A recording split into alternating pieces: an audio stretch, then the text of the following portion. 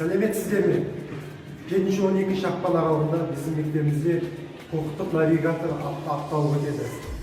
Бұл апталық барысында дебат ойындары, әртүрлі жарыстар және танымдық іс-шаралар өтеді.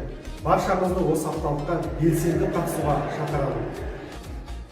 Здравствуйте, уважаемые ученики и учителя! С 7 по 12 февраля в нашей школе пройдет неделя правовых знаний, правовой навигатор. На этой неделе мы с вами проведем интересные мероприятия, диспуты, дебаты, викторины.